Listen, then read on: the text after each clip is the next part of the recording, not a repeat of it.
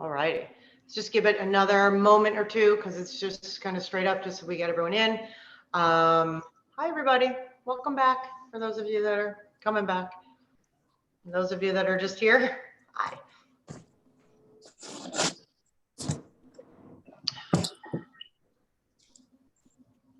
I'm going to give it one more minute and then I'm going to get going. So again, if everyone could put themselves on mute, otherwise everyone's going to keep popping in. And if anyone gets a call or anything like that, if you don't mind, I could probably do it myself, but I don't know how. You don't have to mute your, you can keep your video on, just mute your audio if you don't mind. All right. Well, we're going to get going. Hi, everybody. And I taped it and I'm so proud of myself. That was a win for me because I forgot yesterday. Nope, no. I wanted to welcome you guys back, or welcome to day 2 of the Live Ageless method. I am Karen, for those of you who don't know. I am the creator of this lovely event. And I just want to do a little recap from yesterday for those of you that, I'm going to be letting people in as we do this. Hi, Jill. A little recap from yesterday, if those of you weren't here, and I hope you noticed that we do send the recaps. So you have them, you can go back over them, or you have them even just to look at, okay? So just to recap, yesterday we talked about mindset, and I really chose that, and I was pretty mindful of which order I was going to do everything, but everything starts from your mindset, and that can be a struggle for a lot of people, including myself, and ways to shift your mindset. And you know, we closed out yesterday talking about your why, and that's something that I hope you guys really thought about. If anyone wants to share, please feel free to jump into the chat and share. You don't have to. I know it gets a little stressful sharing things. But I want you to keep that in the forefront of your mind, just moving forward. And if you haven't come up with your true why yet, what really is your motivator in life, why you're choosing to make changes, because it takes a lot of effort, and sometimes you need to go back, hone in on that why. And I'm gonna share with you mine kind of at the end of all of this, and I hope it'll be helpful.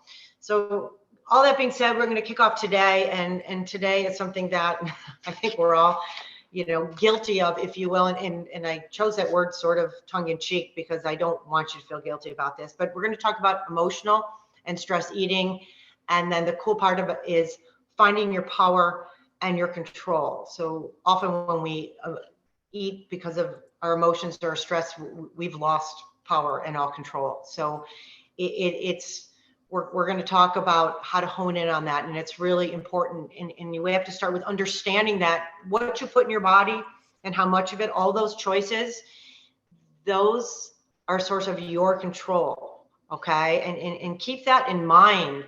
So there's actually a biological connection between emotional eating and stress. So in short, your body begins to produce a hormone called cortisol when you're starting to feel anxious and upset. And what cortisol is it's like nature's built-in alarm system. It's your fight or flight. And what tends to happen when it kicks in, it actually makes you crave sugary, salty, and fatty foods, all the crap that we go to when we're emotionally, emotional eating. I'm just letting people in, sorry about that. It's literally your own sabotager. So you can kind of take some of the onus off of you, even though it's part of you, if you want to think about it a little differently. What happens is your body actually thinks that certain foods are going to make you feel better. And you know what, in that moment, it sort of does. And we tend to gravitate to our carbs, generally. And what carbs do, especially in that moment, they do let off serotonin levels. They boost your serotonin levels, which is your feel-good hormone. So, think about your kids when they were little, or if you have grandkids now and you go to a birthday party and they have cake and they have ice cream and they have this and all kinds of crap, and your kids are literally bouncing off the freaking walls, right?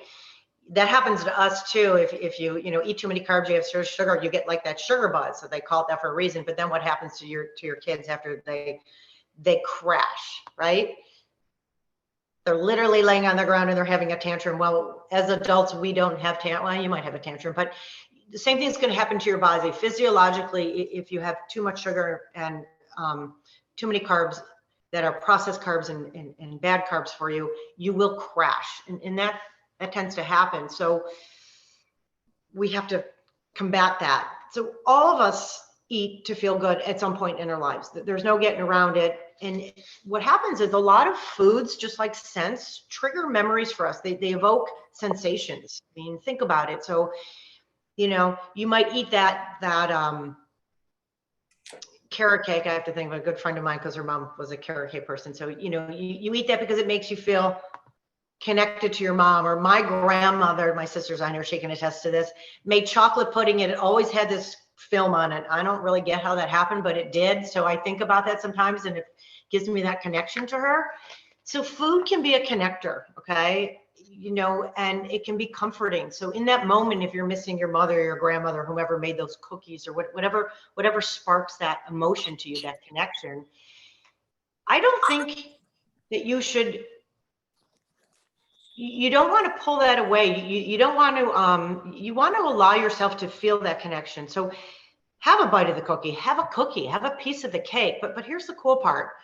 So what I want you to do is feel satisfaction somewhere else. You don't want to get the satisfaction from eating the cake or the cookie, whatever, you can fill in that blank, okay? You want to get the satisfaction from taking 2-3 bites of that cake and pushing it away, okay? There's your control.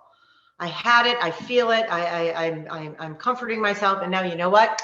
I'm back. I'm taking control there. So find satisfaction in the control instead of the act of eating.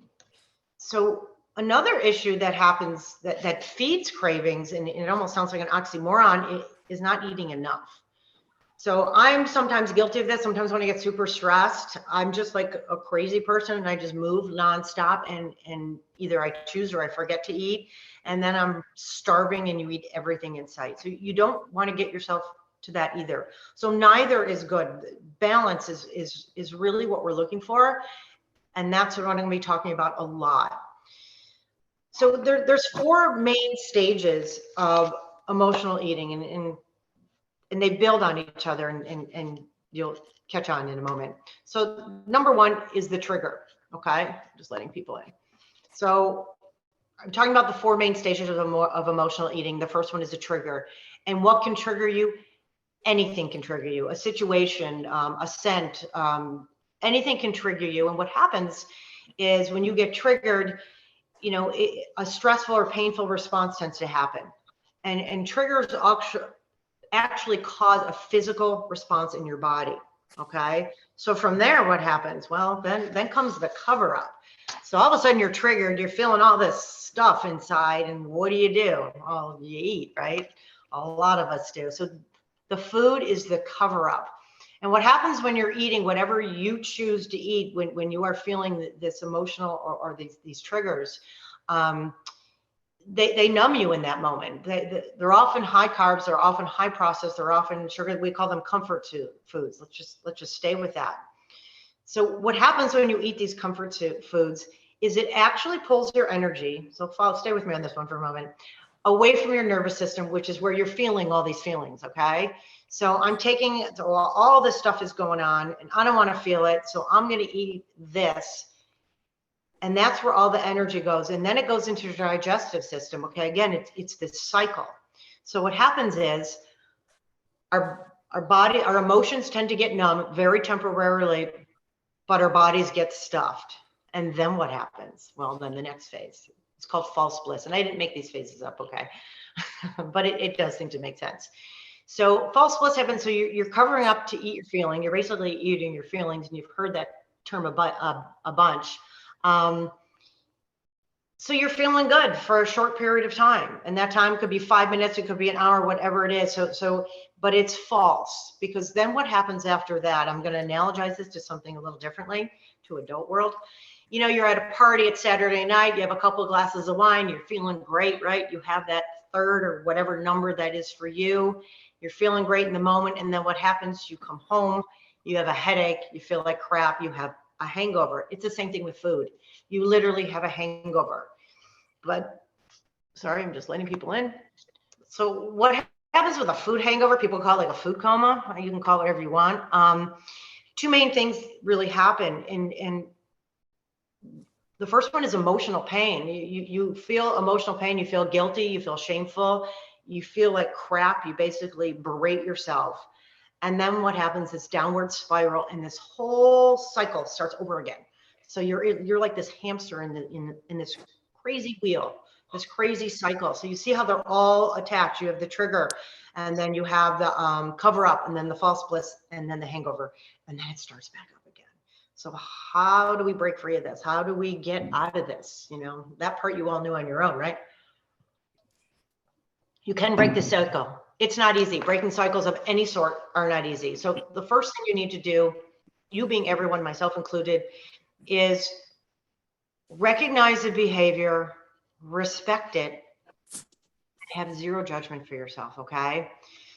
And then the second thing, once you can recognize it, find another emotional outlet for the stress, okay? So my first go-to, and I have a list here, but of course it was the first thing to come up with, is workout or take a walk. There is no one ever in the history of life, and I'm going to be that emphatic about this, has ever felt crappy after they've worked out, ever. So, it doesn't mean you have to go crazy, but when you're emotionally stressed and you can let that out and you can sweat and you can feel those endorphins going, oh my God, it's beautiful. Another thing you can do, and different things will work for different people, and I respect all of it, you do it all, is journal. And what that means, literally just take a piece of paper. You don't have to get a fancy notebook, and just start writing. Don't think, just do. Just put all that crap out on paper, and you're getting rid of it. And there's something really profound about that as well. That's really impactful is just recognize where you're at and call somebody. It's like phone a friend, right? And that's what the clients that I work with now, don't call me and say, I'm out of control. My head is buried in a bag of Doritos right now. Help me out here. Guys, if you don't mind, just if you haven't muted, I'm gonna mute you. I'm gonna mute everybody. Hang on. I muted everybody. If you want to chat with me though, feel free to unmute. So reach out, okay? Because that's a huge one. People keep coming in. And the other thing is to be accountable. And we talked about accountability a lot yesterday, and it's going to be a theme overall because it is proven to be helpful in all aspects of your life. So being accountable to someone, again, when I work with people, they're accountable to me. They input all their food. I look at it. We chat about it. And what happens is when you're accountable to someone, even if you're just writing it down on a piece of paper for yourself, okay, you're going to think about eating that whole piece of cake or whatever, because you're going to write it down. So become accountable to you, to someone, to a coach, to whomever. But accountability is a huge piece of progress, okay?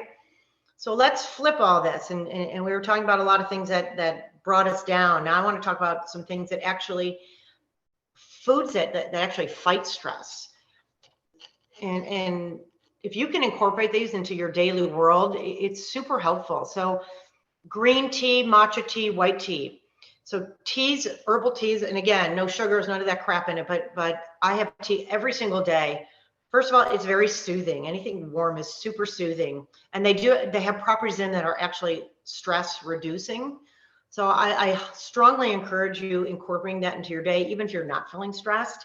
It's also filling. So there's a lot of advantages to this. It's a good bang for your buck. The other thing is another personal fave of mine, dark chocolate. And when I say dark chocolate, it's got to be 72% or higher, but it has stress relieving properties. That doesn't mean go eat 17 bars of dark chocolate. First of all, it's almost hard to because it's so rich. But nuts also. So there's things that you can do for yourself, okay? And there's other things. So you're feeling stressed or you need to eat, just choose wisely. So while I'm just telling you about things that make you feel good, 100% of the time, processed foods will make you feel bad. In the moment, you may feel fabulous, but you will ultimately crash from it. So, do what you need to do to stay away from it. If that means going through your pantry and raiding it and throwing it all out, I highly encourage that. Okay. So Now we're going to segue into finding your control. And this is a really big part of change. It's what change is all about. And it is so incredibly powerful that I could spend hours talking about this, and I do get off on tangents, so and I get really pumped up about it, so we'll get there. So we're going to get into that. So just so you know, it is a fallacy that you need to dramatically limit your intake. I don't like you to limit yourself at all, okay? Once you start limiting, you start resenting. Once you start resenting, you start failing, okay? Nothing good happens. So you don't necessarily want to limit things. You just want to eat right. You want to, it's like work, you know, don't work harder, work smarter. It's the same kind of theory. So how do you do that? Well, your number one friend is protein. Okay. So I'm going to give you a little facts about protein, and then I'll share some tips with you. So between the ages of 40 and 50, which I'm way past that, some of you may not be, or we're approaching that, but generally it's especially that's time when, you know, people go through menopause or start to, that's when we start to lose muscle mass. You can work out all day long every day, but you will start physiologically, you do start to lose it. So to prevent that, you really must increase your protein intake. Okay. I can't stress that enough.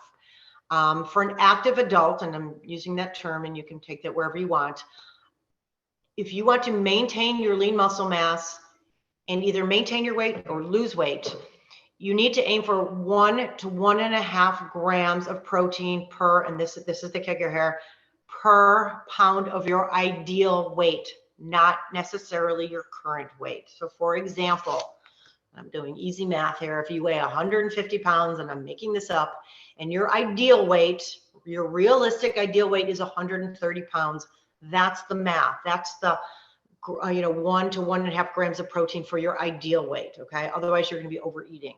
You can overeat anything. All right. So keep that in mind, and you may need to start writing things down, and it will become habitual after a while. But that's really a big key that I think a lot of people might be missing.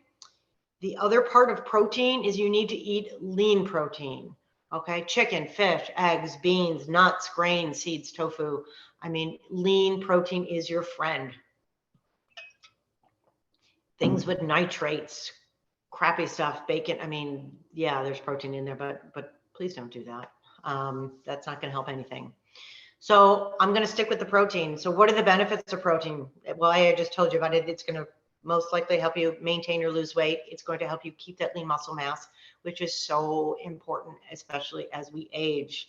It will also make you feel full longer, okay? It takes more calories to burn lean protein than it does to burn carbs, okay, to burn sugar.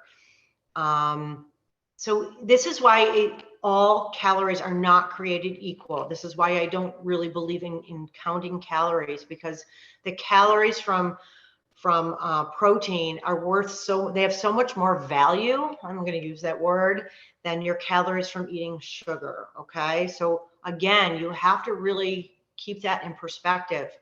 And also, it stores way less body fat, protein, than sugar does. So just some tips. And, I keep saying the thinking over and over again, but I'm hoping it'll stick. So keep healthy snacks available and keep them portioned.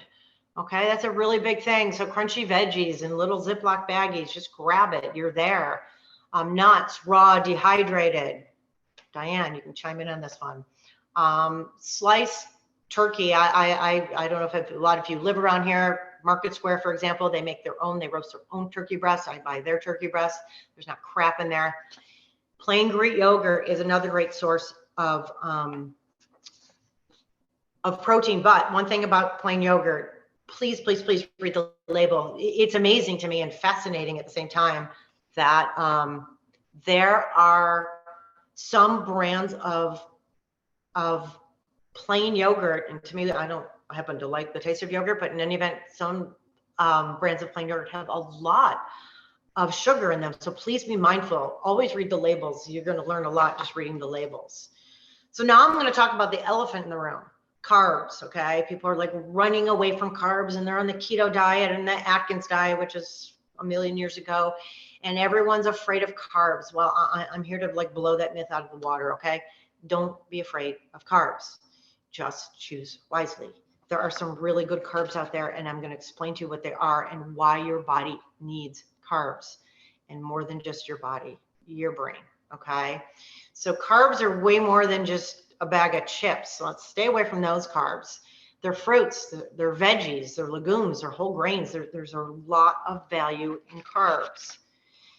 So why do we need carbs? Well, first of all, you need carbs like your car needs gas. So it's a huge source of your energy. It's what fuels you, number one. Number two, carbs, good carbs, turn into glucose, which is your main source of what your brain, forget your body right now, I'm talking about your brain uses for energy. So what happens to people that pull all the carbs out of their diet? Yeah, you'll probably lose some weight. I got to go with you there. Okay. But I can't stress this enough. We have to look at health holistically. Okay. If you're just about losing, 10 pounds, I would just sign off right now. It's not what I'm about. It's not what this program is about. It's not what I'm here to talk to you about. And I respect whatever anyone does. But the reality is, if you pull it completely out, once you put a carb back in your body does not know what to do with that anymore, and it automatically turns to sugar, and you're going to put all that weight right back on. So there's number one. Number two, it depletes the glucose from your brain. It makes you tired, okay? We need energy. Our brain needs the fuel, so you need it. But you just need to choose wisely. A lot of foods that have carbs in them have a lot of fiber. I'm going to use an apple, for example. Apples have carbs, but they have a lot of fiber. Okay, so fiber actually helps you control your weight because it fills you, all right? And a lot of fruits and veggies have carbs and they have fiber, and so do whole grains. So carbs also produce serotonin, which is your feel-good hormones. So on the flip side, not enough carbs actually releases cortisol, which is our stress hormone. So there's this balance, okay? And you have to find the balance. So maybe I'm teaching you something, maybe I'm not. So what I want you to do, and I'm hoping and I'm encouraging all of you to start reading labels, because knowledge is always power. So when you read the labels and you're looking at the carb, let's say I'm going to go simple math there on this one. There's 20 grams of carb in whatever you might be looking at. The next thing I want you to look at is how much fiber. Let's say there's 10 grams of fiber, which is high, and that's great.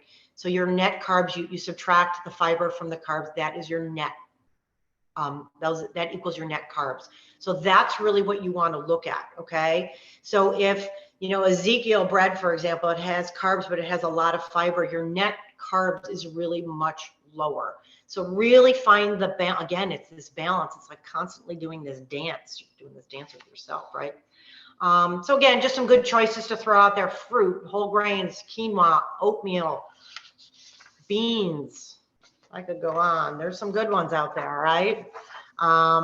Starchy vegetables, sweet potatoes. I love sweet potatoes. Butternut squash, I'm a big squash fan. Beets. All right. So again, don't deprive yourself. Deprivation never creates anything positive. Okay. Take a breath. So what is the ultimate reason we're comfort eating, emotional eating? We're doing it because we need to feel good, right? Somewhere along the way, we need to feel nurtured. We need to feel good about ourselves for whatever reason. Doesn't matter what the reason is.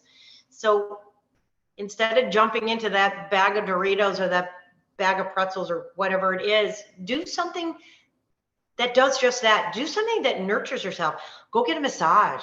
Go get a mani-pedi, meet a friend for a glass of wine, which is what I would choose over a cup of coffee. But either way, and I'm going to throw this out there again, because I'm going to say it over and over again: move. You will always feel better if you move. Get off the couch, move. I promise you. Okay. So stop and think for a minute. You're about to dump, you're stressed for whatever reason, your go-to is, the cookies, the chips, whatever it is. I'm a salt person. Some people are sweet people. It doesn't matter. Pick your poison. And that's what it is. Take a second.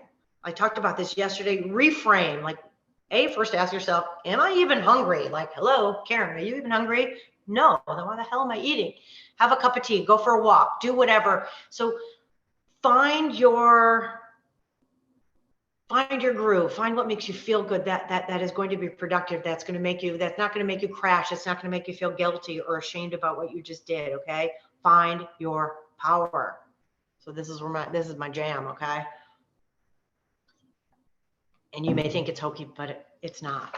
At least I don't think so. So ultimately, you have the control. I'm going back to where I started. For those of you that came in late, you have the control over what you put in your body, of how much of it you put in your body. Nobody at this stage of the game is force feeding you, okay? You have the power and you have the control to move, to not move, to reach out for help, to not. All of this is in your control. And there's something about that that can be very frightening. And I respect that. And there's something about that that is just so freaking powerful. It can rock your world, okay? And I know I get into that. But also, there's a lot to trusting your own power, okay? And having the confidence that, wow, I really know what's best for me. So,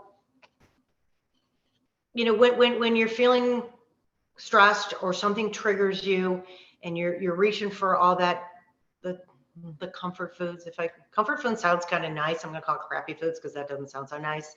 You know, what you're doing is you're just fighting a battle, you versus you, and nobody ever wins because you feel better in the moment. You ate whatever it was, you sat on the couch or whatever you did, and I say this without any judgment, by the way, because we're all guilty of it. And then you feel crappy that you just did that. So then the cycle keeps going. Okay, so we're all about breaking this cycle now. So, you know, your intelligence, you know better than that, but our emotions and our desires just take over. They sabotage us. So I want you to think about the things in your life that A, you are passionate about, B, you have control over, and they don't have to be monumental things. These are baby things. And I'm just throwing stuff out there that kind of rocks my world. It doesn't mean it may or may not resonate with you. Little things. So having a neat and organized closet, nothing makes me happy. I walk in my closet and all my like Lululemons are stacked and they're all nice and pretty. That rocks my world, may not rock yours. You know, finishing a workout. Again, I'm going to say this over and over again. No one ever finishes a workout and says, oh, that sucked. I felt crappy, ever. Okay. Making a fabulous, healthy dinner. I love to cook. It's a creative outlet for me. I don't think about it as a chore. I know people do, and I respect that also. But so I'm just throwing things out there. Being creative in whatever works for you. I think creativity is such an underrated, but such a powerful tool. You know, if you're into coloring, there's adult coloring books, and, you know, paint. You don't have to be good at it. Doesn't matter. Bake. A lot of people, I suck at it, so I don't do it, but a lot of people are really good at it. You don't have to eat it. Give it away and drop it off at my grandson's house. Find a passion that's yours, and it's all yours because there's control in that, all right? And just think about how good you feel when you complete that. And that's what I want you to hone into, those feelings. Instead of always getting hijacked and going into that dark space, try and flip it and go into that light space, okay? Find self-satisfaction. You don't, and I promise you this, you don't need to rely on food to make yourself feel good. You have it in you. Every one of us does. And I'm not saying that this is easy, okay? I'm just saying that it's real, all right? So don't let food control you. I want you to be able to take control of your food. And does that mean that, and I don't call anything a cheat day because I don't believe in cheats and non-cheats. Does that mean if you want a burger and fries and a beer one day, I have at it. You should do that because that's okay. You took control. You went into it knowing what you were doing. It's fine. So I want to give you a few strategies, simple strategies that may help you like find your control as it relates to emotional and stressful eating. First of all, plate your food. So you make dinner, I don't know, I like to make extra so then we have it leftovers. Leftovers, great English there. Plate your food, put it on and don't come back. If you're ever at a party or whatever and there's a buffet, one time and you're done. And you have that kind of control. You know you do. And it's interesting because I'm working with a client right now and she's great at writing all her food down and logging it in, and her food choices are amazing. But she said to me, she's like, Karen, I'm eating great choices, which is a huge start for me, but I'm eating too much of it. So too much of anything isn't good. So, and this was her tip, and I'm sharing it because it was great. Instead of using a dinner plate, she now uses a salad plate for all her meals. So if you are really struggling with portions, I thought that was a great tip. I'm just throwing that out there. Again, have your snacks and everything ready and cut up and in portion sizes. Portions is a big thing for a lot of people. this may sound silly, but at least for me, it's not. Make your food look pretty, okay? The more appealing something is, the more you're apt to eat it. I make myself a salad, and I'm going to say it's a beautiful salad. My husband makes fun of me every day. He's like, you're not having company. I'm like, no, this is for me. And it's got all fabulous. It's got kale and every vegetable I have in here, and I put lean protein on it, and it's beautiful. And I feel really good about myself. I took time to make it. I did it for me, for nobody else. I took that satisfaction and eating, and it just tasted a whole lot better. So that's something that works for me. Just because it works for me doesn't mean it's going to work for you, okay? You know, you hear people talk about the cook with the colors of the rainbow. A, you should, because it's good for you, but and B, it looks pretty. So something that is visually appealing is going to be, it's just going to taste better. So think about that when you're planning your meals. You want greens, you want oranges, you want all the colors. It's kind of cool. So take pride in what you created is my point. It's just a mind shift strategy to find your power and your control. So instead of thinking to yourself, I'm going to limit all my cookies, I'm only allowed 2 or whatever, you know, don't ever tell yourself you can't do this. Starting with a negative thought, a negative comment, a negative statement only begets negativity. Okay, flip it. Tell yourself, I'm taking control today, right now. I already messed up. That's fine. I don't care. I'm not going backwards. I'm only moving forward. Someone once told me, only focus on what's 3 feet in front of you. Okay, so don't worry about your last meal. Take control of this one, or of the movement, or whatever it is, of your water intake. Wake up every day and say, I'm taking control right now. And there you go. And it's amazing. You'll actually, it's weird. Like something happens in you. Also, be okay with the days when you don't have so much control and you're just feeling not great. And it's okay. You're never going to be perfect every day, because perfection does not exist. Throw it out of your head, okay? You're going to strive for it. You're never going to hit it. You're setting the bar too high, and we're going to end. At the end of the day, you're going to feel like a failure. I want you to feel successful every single day. Little baby successes breed, and all of a sudden it's just like this most powerful, most magical moment. It's crazy. So honor the power of control. I mean, I can't stress that enough. So I'm curious, and you can answer or not, you can raise your hand or whatever. Like, how many of you have at any point in your life have felt the loss of power, the loss of control in everyday life? Not even like monumental. Go back and think about COVID. Yeah, exactly. Think about COVID. All right. This was new to everyone on the planet. No one's ever dealt with anything like this. Again, I'm not trying to like bring back PTSD, but everything was out of control. Everything was crazy. Okay. We were doing things that we weren't used to doing and not doing things that we were used to doing. Everything was uncomfortable.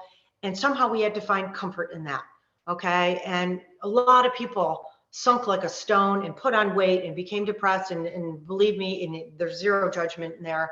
And I was sort of forced into a situation, because those of you that know me know my past, that I had 2 physical fitness studios, and same was in the hospital having this baby, and the world was shutting down. It's like, well, shit, what do we do now? And okay, mom, you're going to go online and you're going to teach this class. It'll only be for 2 weeks. Don't worry about it. Great.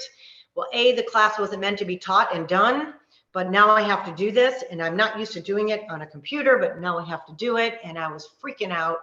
But you know what? Sometimes it's amazing what you can do when you have to rise to the occasion. And one day leads into the next, into the next, into the next. And sure enough, 118 days went by, and I taught online and worked out every single day for 118 days. So I turned all this negativity into a positive. And I was never so fit in my whole life, but that's besides the point. But sometimes you have to just flip something, and you've got to find the power in it. And instead of, at first it was really stressful for me, to be perfectly honest. And then it just flipped, and it became this like magical moment for me. And there's times in all of our lives that something has happened that's made us either, you know, there's action or reaction. So we've either reacted or we've become active. Okay. And so I'm going to go back to how I left things yesterday, and I'm going to get very personal with you, and I'm sharing it for a reason. And if I overshare, I sort of apologize, but it's all about finding your power. And I cannot stress enough as it relates to, you know, the topic that we talked about today, this emotional eating and everything that's going to drive you from this point forward. You have to really dig deep and find your why. And I'm going to share my why with you. So I've always been an athlete, and, you know, an athlete is one thing, working out, and I always worked out. Did I always work out properly? No, because science is different now and I know a lot more now, but I always did something. And to be perfectly honest, I never really struggled too much with my weight, 5 pounds here, 10 pounds there.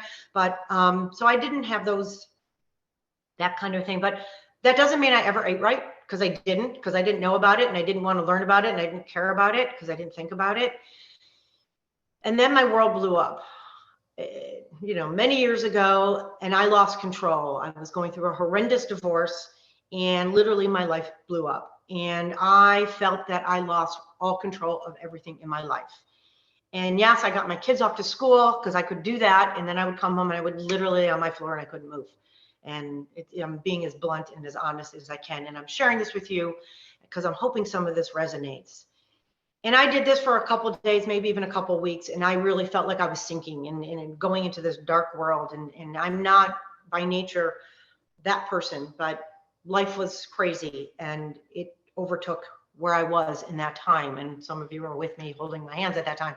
So thank you for that. But so I had to dig deep and I had to get myself out of this. And it took time and it took effort and I was sinking and I was drowning and it literally felt like that. And I hope none of you have felt like that in your past, but perhaps at certain stages in your life you have. And it came to me, I had to find my power and my control and my, you know, I think about like a superhero and I'm not trying to be funny or cute or anything, but that's what works in my head. And I found it. And what it became to me, what it translated was fitness. And not just fitness, functional fitness. I didn't want to work out anymore just to look good. At that point, I didn't even care anymore. It was what makes my body work properly, because I was falling apart. So I had to put it back together again. And now it was all about nutrition, because yes, nutrition is actually healing. Food can actually be medicine. Working out can take away antidepressants. I'm not saying you should go do that, but it can heal so many things. And I learned about it and I researched about it and I talked to therapists and I became very proactive in what I can take control over.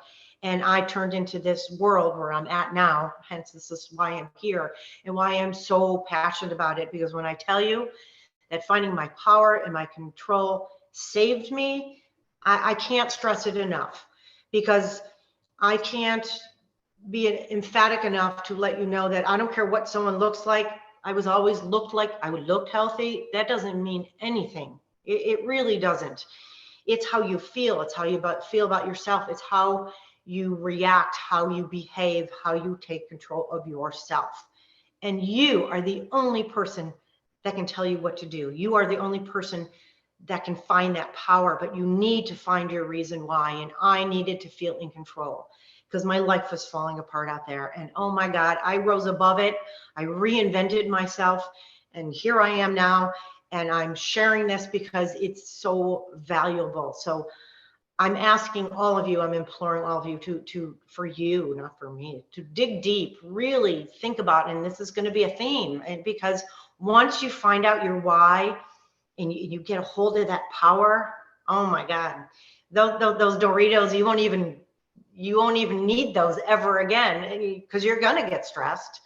You're going to have crap that falls into your lap that you may not know what to do with, but you're going to have a toolbox and you're going to have your superhero cape and you're going to put it on and you're going to feel this literally like this presence within you to move forward and to take that next step. And I'm just here to help you along this journey. And this is what I'm all about. This is what my program's all about. And yes, you find that power, you take control, and I promise you, everything will fall into place. So this hamster wheel that we're all on, you're going to jump right off of it. And you're going to stumble and we're all going to fall, and it's fine. But that's why I'm here. And that's why lots of people are here for you. Okay. And I'm going to leave you with that. And I'm looking forward to tomorrow. And if I remember correctly what order we're in, I think we were talking about movement tomorrow. Yes, tomorrow's all about movement. And it's a lot more than just getting up and going for your heart and for your body. It is a lot of it for your brain and for your mind. And I am here for you guys. And I know I talk fast and I get super passionate about this because I believe this as sure as I'm sitting here in front of you. If anyone has any questions, please unmute yourself and throw in there. I hope any of this is helpful. Again, I know I get pretty passionate, but I believe this to the core of my being because I live this. And I am literally living proof of what finding your power and your control is all about. And it's pretty freaking cool. So it's a gift that you can give to you that I'm just trying to like help you along the way. Okay. So again, if you have questions, please reach out. And if not, we will be here tomorrow, same time, same place. If you can't make it, we're going to send the replays. And please, please, please, if anything resonates as we go along, shoot me an email. A lot of you have my phone. Just throw it out there, and I am here for all of you. You are amazing. Thank you for signing on. There's been quite a few of you, and I truly appreciate it. Okay. Have a great rest of your day. If you got nothing, I will see you mañana. I do have one question. Please. If you, I mean, besides like going for walks and stuff like that, when you're in that mode of like binge eating and whatnot, is there any tools and tricks to help like get you out of it a little bit better than just a workout? Because sometimes the energy is not even there for No, sometimes that's a great question because a lot of times you don't have the energy. And I know that's kind of my go-to thing, but that doesn't always work. And that's why, you know, I threw a lot of things out there in different things resonate with different people. So if you are one that journaling helps, you know, literally when you journal, it can be a scratch piece of paper. It doesn't have to be a notebook. Okay. Whatever's in your head, just write it out and it does come out. Okay. I mean, literally it comes out, pick up the phone, call somebody. You know, when you are feeling, people seem to be afraid to reach out and I would venture to say that 99% of the people you're going to reach out to are going to be welcoming with open arms. Okay. So, and also like have things, if you are a binge eater, have things prepared for you. So if you know that like I'm a crunch person, okay, I'm a salty crunch person. So literally a celery stick does it for me because I get the crunch. So yeah, at first you're like, this is a freaking celery stick. It's not, you know, a pretzel stick, but eventually it becomes habitual. And then you're going to start to feel good about yourself, about that choice. So you have to, whatever, my toolbox isn't going to look like yours necessarily. So, you know, lots of options. Read a book, you know, pick up a magazine, do something that kind of gets you, don't pick up social media. That would be the last thing I would tell you to do because you're going to go in that downward spiral and feel super crappy about yourself. But pick up a book, watch a movie, just kind of go away, walk away from the kitchen. I mean, take that kind of power. You don't have to go for a walk outside, but literally walk away, go upstairs, go in your bedroom, close the door, take a breath, meditate, you know, find what works for you. I'm a pretty creative person. I have a lot of adult coloring books. That kind of zone into that. So I hope that was helpful at all. Yes. Thank you. Anybody else?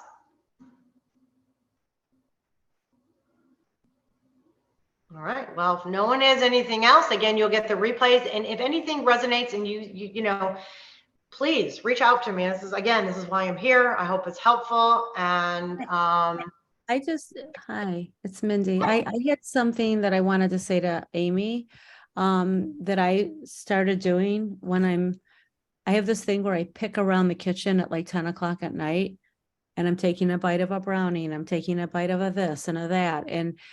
And so other than the last thing Karen said, which is Mindy, just walk out of the kitchen, like get out of the kitchen, and which I'll do.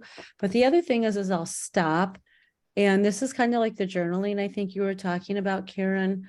I say to myself, okay, what is it that I'm feeling? Like, what am I trying to fill here? I know I'm not hungry. What void, what emotional void? It's always emotional for me anyway. You know, what is it that I'm trying to fill with food? Because food's not going to do it. I once heard a saying, it's like going to the hardware store for a loaf of bread. Like you're not going to find it there.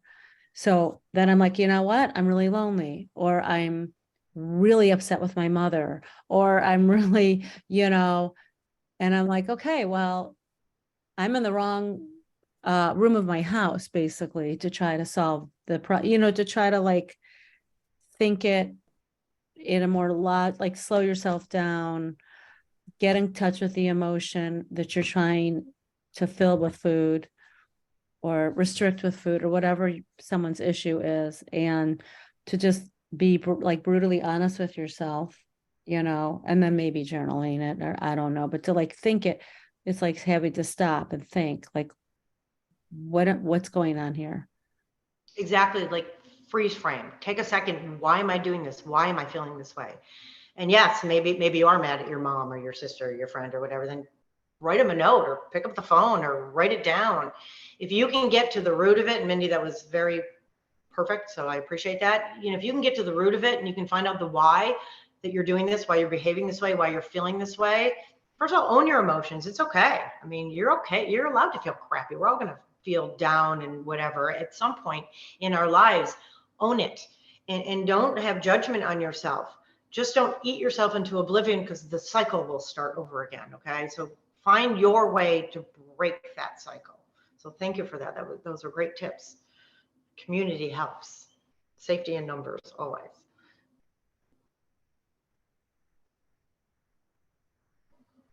I have one more thing that I just thought of, and I read this once, and it's true. Sometimes I'm thirsty and I think I'm hungry, and I'm actually thirsty.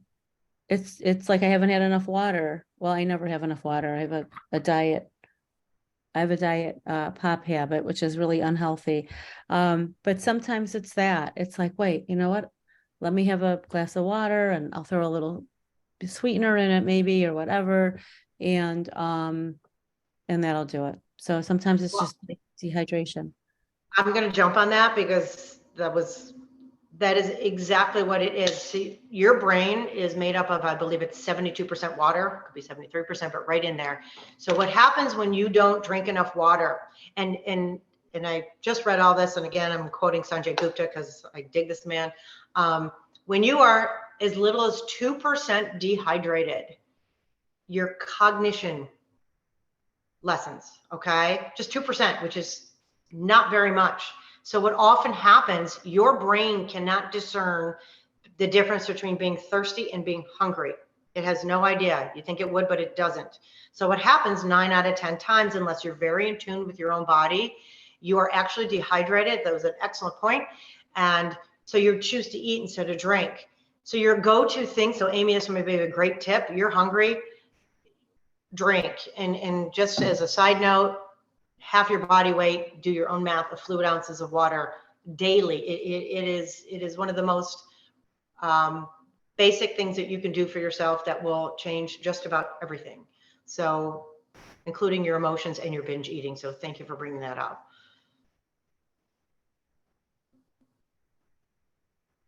Anybody else? You guys are good today. I like the little interaction. Took a little onus off of me, so I appreciate that. Stressful sitting up here, but I'm not going to go eat because of it. Seriously, if no one has anything else, you guys were amazing. Sorry, it's Lainey.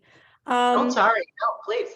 So I heard on one of the podcasts I was listening to that we shouldn't always just drink water because there's no mineral or vitamins in it, that we should really kind of flip it and either, not the Gatorade, but like, how the Gatorade powder has like all those minerals and vitamins or whatever. They said that we should be adding that versus just drinking water, because all you are is drinking it and pishing it out. It doesn't really do much else.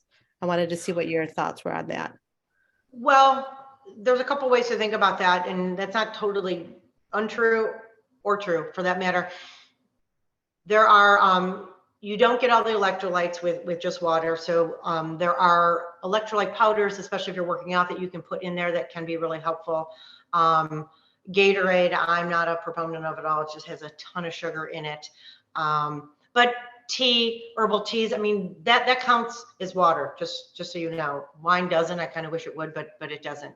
So the beauty of, yes, you do pish it out, but it cleans everything out. So, there's life water. There are waters that have minerals in them. Michigan has really good water, so it kind of depends where you live also. But everything I've always read, I mean, you can't go wrong with like good old fashioned water. But yes, if you need the electrolytes, especially if you're working out a lot, please don't drink Gatorade, because nothing good's going to happen from that. But there's a lot of, and I can post some, there's a lot of really good powders that are actually good that you can throw in there. So I don't know if that's helpful, but thank you for that question. That was a good one. Anybody else? Jessica in the chat is asking, would green tea count without sugar, or is caffeine bad as well? You know, there's a green tea definitely counts, and green tea is amazing for you. It's herbal, it's great. Again, keep the sugar out, keep all the, especially the fake sugars. There's nothing worse than those. It's all chemicals. Sorry, Mindy, but ditch that Diet Pop. But it's funny, there's a lot of studies on caffeine, and it goes a lot of ways. There's studies that say caffeine is great for you. There's studies that say that caffeine is not great for you. I would say try and keep caffeine in the moderation mode, just so you're kind of in the middle, because literally every other day I read something different and it flips. And I think it depends what research and where it's coming from. You know, I drink a cup of coffee in the morning with caffeine, and then I have a cup of green teas later in the day. So I don't have a ton of caffeine. You also should know how it affects your body. But they also make decaf green tea, just for the record. Good question though. Is there anything else in that chat? That's a question. Jessica's got her hand up. Go ahead. Okay. Hi, I was just wondering, I'm starting to take in quite a bit more of stevia. What do you think of that? Because I'm wondering if I should cut back on that a little bit. Well, stevia is natural. It's a stevia plant. So it is, if you're going to put anything in, stevia would be the thing to do, no doubt. It's the saccharins and sucrals and the, God, what are all those called? Equal, and I don't even know what they are anymore. Anything that's in any diet product is almost always going to be bad. Stevia is a natural product. In my world, my personal world, in my humble opinion, if you can, the more you can pull that out, the better off you are in general. But yes, if you need sweetener, stevia is the one to go to for sure. And you know, a lot of people can't drink coffee black, but it's like anything else. Once you get yourself used to something, you know, then you're fine with it. Because I started drinking this, and I really think it's starting to get a little addictive too. Well, anything, it can be, because sweetness is addicting. So it is a form of sugar. It's just a natural one. So if you can try and pull, don't go cold turkey on anything. If you can try and pull away from it, it's going to be, especially if you're feeling it. So I love that. You're getting in touch with your own body and how you're feeling and how it's, how certain things react with your body. And that's a really cool part about taking control. Like, I don't have a lot of sugar in my world. And even if I have a glass of white wine as opposed to red wine, the sugar does not make me feel good. So when you can recognize things that make you not feel good, that's someone saying to you, Jessica, stop this. That's you saying to you, okay, this is not working for me. So try and listen to your body like that. That's excellent. I love that you owned that. Good for you.